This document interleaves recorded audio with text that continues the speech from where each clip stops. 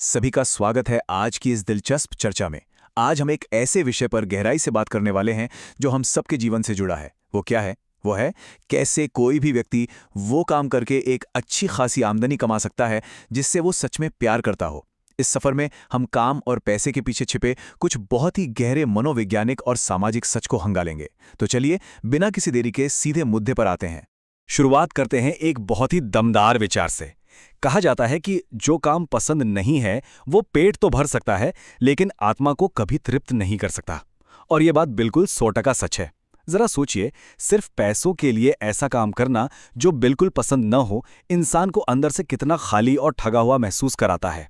ऐसे में होता क्या है कि हर चीज की कीमत तो पता होती है लेकिन उसका असली मूल्य समझ नहीं आता। इसलिए काम से मिलने वाली खुशी और मनचाही आमदनी, इन दोनों का एक साथ होना सच में बेहद जरूरी है। आइए बढ़ते हैं हमारे पहले भाग की ओर, नापसंद काम की कीमत, यानी एक असंतोषजनक करियर के छिपे हुए नुकसान। अक्सर समाज में एक भ्रम होता है कि भारी भरकम आमदनी और महंगे शौक ही एक अच्छी जिंदगी की निशानी है। लेकिन वास्तविकता इससे कोसों दूर है। असल में ये महज एक ऊंची पगार वाली गुलामी बनकर रह जाती है। होता यह है कि लोग उस भावनात्मक खालीपन को भरने के लिए बिना सोचे समझे पैसे खर्च करने की आदत का शिकार हो जाते हैं। विज्ञापनों के झांसे में आकर महंगी कारें या गैर जरूरी सामान खरीदना बस एक दिखावा बन जाता है और अंततः ये आदत सारी मानसिक ऊर्जा सोख लेती है और आपसी रिश्तों को पूरी तरह से खोखला कर देती है। अब आते हैं दूसरे भाग पर, जिसका शीर्षक है 2 प्रकार की थकान। इंसानी थकान के बारे में एक बहुत ही दिलचस्प बात है। दरअसल ये 2 बिल्कुल अलग अलग तरह की होती है। पहली होती है तनाव वाली थकान। ये तब हावी होती है जब काम बिल्कुल पसंद नहीं आता और दिन भर अपनी नकारात्मक भावनाओं को अंदर ही अंदर घोटना पड़ता है। ये एक बहुत ही अस्वस्थ करने वाली थकान है। और दूसरी तरफ है परिश्रम वाली थकान। ये तब महसूस होती है जब मानसिक और शारीरिक ऊर्जा को किसी ऐसे काम में लगाया जाए जिसका सच में भरपूर आनंद लिया जा रहा हो। उदाहरण के लिए, पूरे हफ्ते दफ्तर में मन मारकर काम करने वाला कोई व्यक्ति शुक्रवार तक तनाव से बुरी तरह पस्त हो जाता है, लेकिन वही व्यक्ति सप्तांत में जब 2 घंटे लगातार टेनिस खेलता है तो शारीरिक रूप से थकने के बावजूद अंदर से पूरी तरह ताजगी से भर जाता है ना? कमाल की बात। और हाँ, इस तनाव वाली थकान को हल्के में लेने की भूल तो बिल्कुल नहीं की जा सकती। जरा पीछे मुड़कर देखें तो 500 साल पहले सूक्ष्मजीव और महामारियां लोगों की जान लिया करती थीं। लेकिन आज के दौर में आज तनाव से जुड़ी बीमारियां सबसे बड़ी जानलेवा बन चुकी हैं। अपनी भावनाओं को अंदर ही अंदर दबाए रखना सिर्फ बुरा महसूस नहीं कराता, बल्कि ये जैविक रूप से पूरी तरह विनाशकारी है। आधुनिक समय में मृत्यु दर का ये एक बहुत ही बड़ा कारण है। तो सवाल ये उठता है कि जब असंतोषजनक काम इतना ज्यादा हानिकारक है तो लोग उसमें फंसे क्यों रहते हैं? यही हमारा तीसरा भाग है, जोखिम की गलत धारणा और मनोवैज्ञानिक बाधाएं। इंसानी सोच की गुत्थी को सुलझाने की एक बहुत बड़ी कुंजी है रिस्क टेलीस्कोप, यानी जोखिम की दूरबीन। ये इंसानी दिमाग की एक बहुत ही स्वाभाविक प्रवृत्ति है। दिमाग क्या करता है कि वो किसी भी नए बदलाव या नई स्थिति के जोखिमों को बहुत बड़ा करके देखता है, जबकि जो स्थिति वर्तमान में चल रही है उसके खतरों को एकदम कम आंकता है। इस दूरबीन के गलत सिरे से देखने पर पूरी वास्तविकता ही विकृत हो जाती है। नतीजा ये होता है कि कोई भी नया बदलाव इतना खतरनाक लगने लगता है कि लोग बदलाव की कोशिश करने से पहले ही हार मान लेते हैं। इस बात को एक मशहूर कार्टून बहुत ही मजेदार तरीके से पेश करता है। उसमें कहा गया है, बदलाव अच्छा है पर पहले तुम शुरुआत करो। ये हमारी इंसानी फितरत पर एक गहरी चोट है। अनजान चीजों का डर स्वाभाविक रूप से फैसलों को टालने पर मजबूर कर देता है। भले ही वर्तमान स्थिति बिल्कुल अस्वीकार्य हो, कितनी भी तकलीफ दे रही हो, फिर भी उस दर्द को सह लिया जाता है। क्यों? क्योंकि वो दर्द कम से कम जाना पहचाना तो है। और यही नई चीजों का डर हमेशा प्रगति में सबसे बड़ी रुकावट बनता है।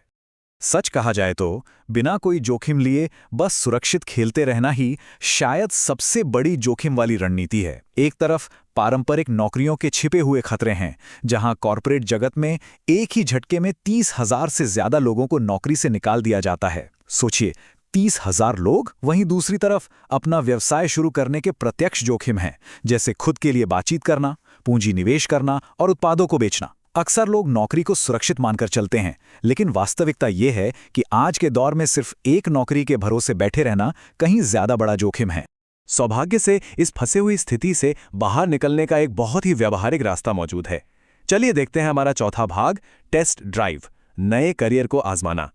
अच्छी बात यह है कि करियर बदलने के लिए रातों रात अपनी मौजूदा नौकरी छोड़ने की बिल्कुल कोई जरूरत नहीं है। बदलाव के इस जोखिम को एक टेस्ट ड्राइव के जरिए काफी हद तक कम किया जा सकता है।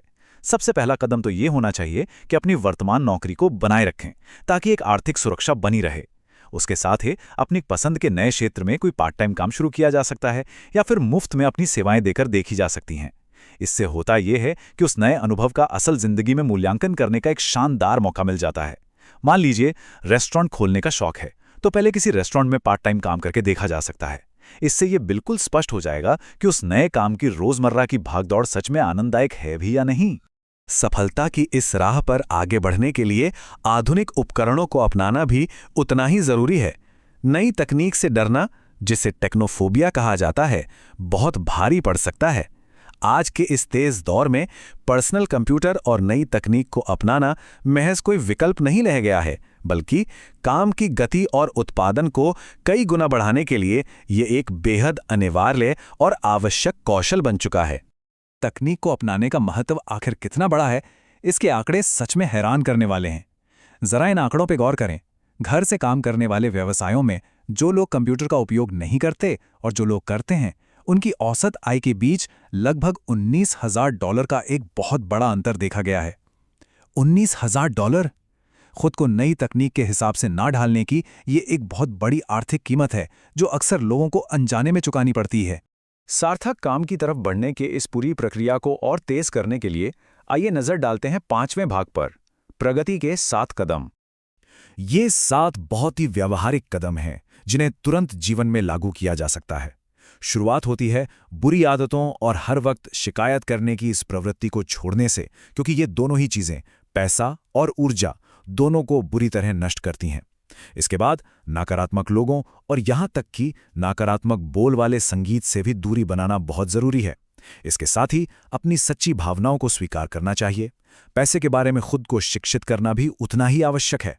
और सबसे महत्वपूर्ण बात, हमेशा अपनी हैसियत से थोड़ा कम में जीना चाहिए, ताकि इस दिखावे की होड़ और बेवजह के दबाव से बचा जा सके। एक बात और, जब इन कदमों को उठाया जाता है तो इस बदलाव के दौरान थोड़ी असहजता या डर महसूस होना पूरी तरह से स्वाभाविक है। ये भावनाएं वास्तव में हमारे एक आंतरिक मौसम की तरह होती हैं। जैसे बाहर का मौसम हर पल बदलता रहता है, वैसे ही अंदर की भावनाएं भी आती जाती रहती हैं। तो इनसे घबराने या लड़ने के बजाय इन्हें बस शांति से स्वीकार कर लेना चाहिए, क्योंकि याद रहे, ये भावनाएं कभी भी किसी व्यक्ति की असली काबिलियत या उसकी कीमत को तय नहीं करती। तो इस चर्चा के अंत में एक बहुत ही गहरा सवाल है, जिस पर हम सबको विचार करना चाहिए। क्या हम सच में एक ऐसी जिंदगी का निर्माण कर रहे हैं जो हमें आत्मिक और मानसिक पोषण देती है, या फिर हम सिर्फ एक ऊंची पगार वाली गुलामी का हिस्सा बनकर रह गए हैं?